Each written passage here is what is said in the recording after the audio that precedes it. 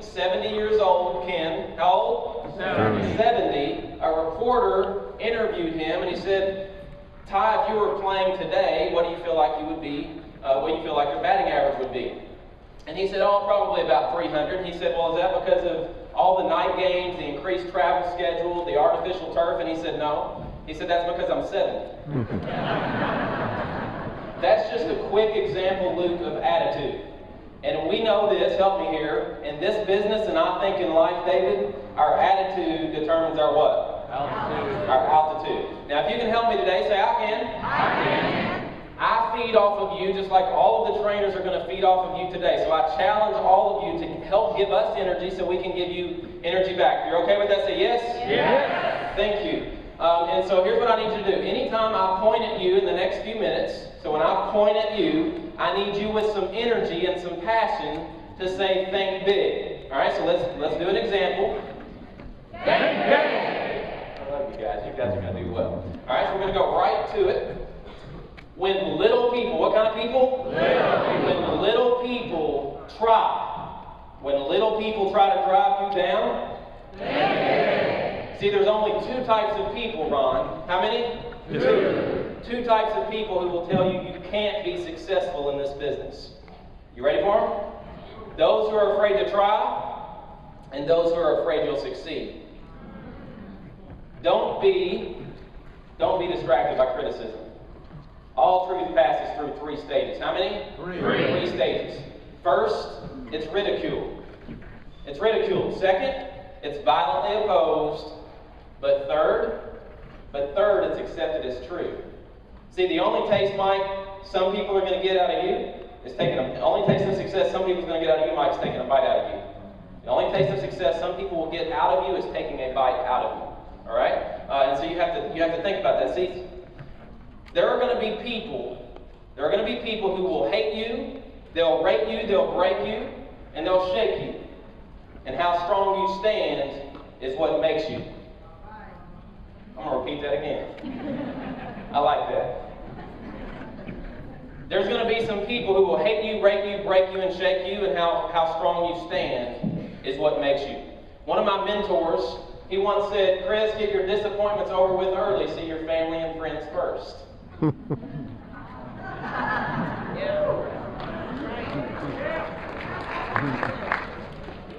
See, it was my best friend. Who?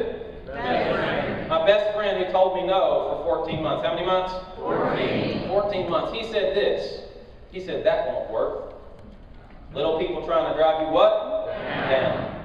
It was my father-in-law, who I love. He lives next to me. You gotta love him, right? Who told me no for 17 months. How many months? 17. He laughed. It was that wisecrack at work that knew nothing about nothing, making payments on everything, who said, Chris, you're just a PE teacher. You know nothing about business. When little people try to drive you what? Down. You think Big.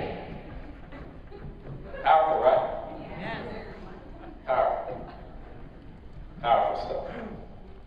And so those people who told me no, here's what I did. I created a list, Russ, called Make 'em Pay.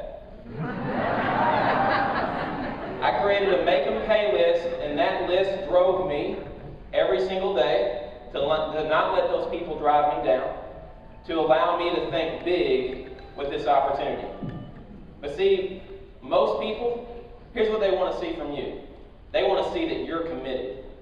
They want to see that you're committed before they commit to you. Does that make sense? Say yes? Yes. See, I said my best friend, it took him 14 months, but see, he got in once he saw I was what? Committed. It took my father-in-law 17 months once he saw that I was what? Committed. It took the wisecrack at work. Well, he's still the wisecrack at work. He's like, where'd Chris go?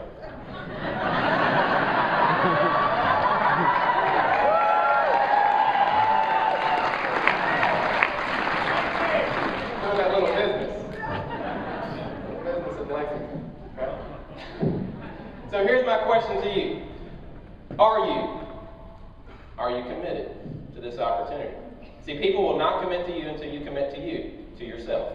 And so here's what I want you to think about right now. I want you to be honest with yourself and ask yourself, am I committed to this opportunity for the next 12 months? drive me down? Think big. You're going to think big. And you're going to know that I made a commitment in Lexington, Kentucky, whatever today's date is, 2011, and I'm going to be here no matter what. I'm going to be here every single month. I'm going to get my product. So if you can be committed for the next 12 months, say I can. I can. And I want you to be committed.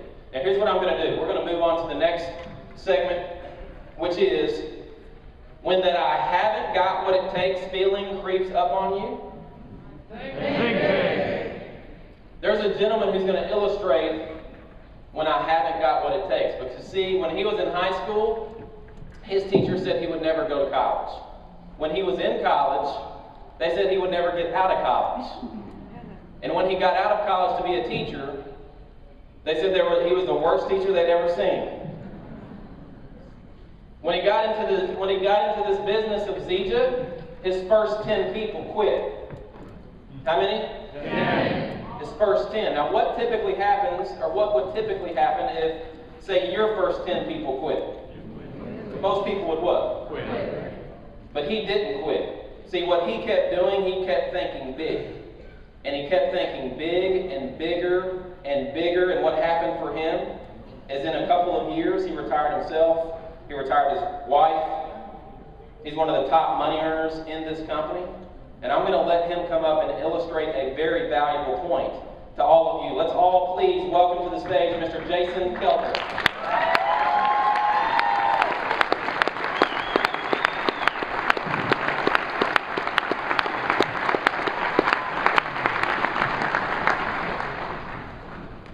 Thanks, Chris. I certainly appreciate the kind words. We certainly appreciate you and all you do. Almost 2.5 years ago, when I got started, you've heard a couple of things already mentioned. One of the things I did was I made a commitment for 1 year to stay in this business. I made a commitment to my sponsor, Chris Estes, and also to myself. So you need to make a commitment to yourself that you're going to stay in this for a year. Because it's very important that you hold yourself accountable as well as your sponsor. And that was the first thing I did. I made a commitment. I'm not a quitter, and I wasn't raised to be a quitter. So when I told Chris, I'll stay in this for a year, and my first 10 people decided they didn't want to stay, I couldn't quit. So from there, I was taught that this business, and you've already heard it, was 97% mindset and attitude, and about 3% skills. You can learn the system fairly quickly.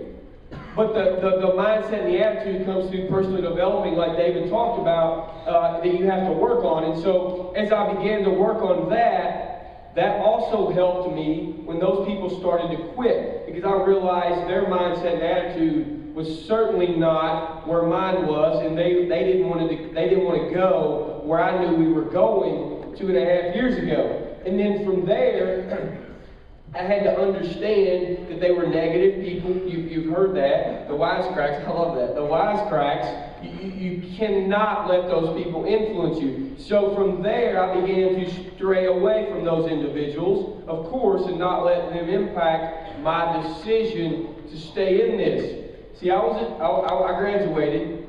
My first teaching job, as I told you last night, was not what you would consider a pleasant experience. And so then I went to the next job, and then they said, we have to cut so many teachers, you're new, sorry. And then I went to the next job. I was an expert at interviewing and filling out applications and resumes. I mean, I was a pro. So the third year, I have another job, and I find out about Zija. Raise your hand if someone you knew or a family member told you about Zija. Somebody told you about Zija. Like everybody. I emailed Chris.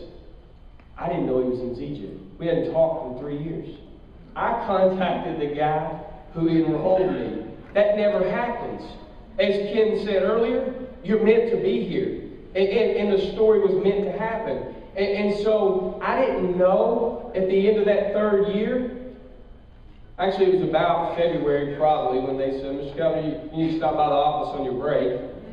Oh dear. What did I do? Mr. Keltner, unfortunately, we're cutting 5 teachers again this year. You're the new guy, and you're the PE teacher, and nobody really cares about that anyway. So you don't have a job. Thanks to several months before and my desire to start a plan B. See, you got to have the plan B before you need it.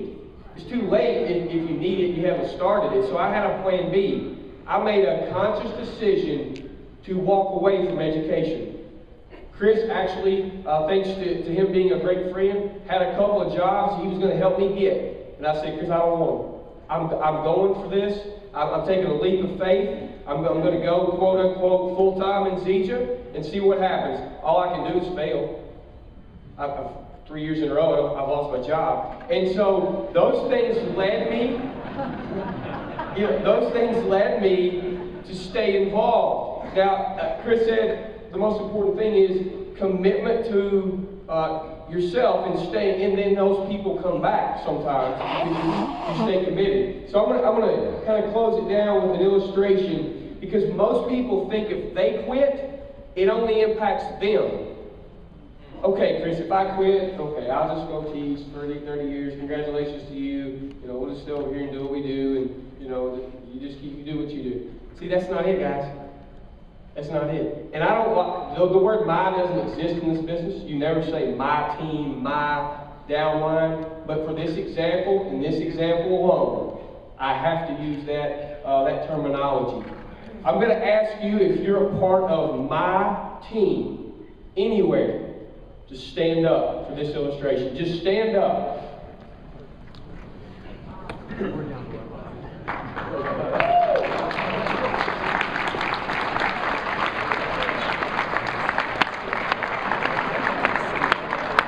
Now, if you quit, look how many people you won't impact.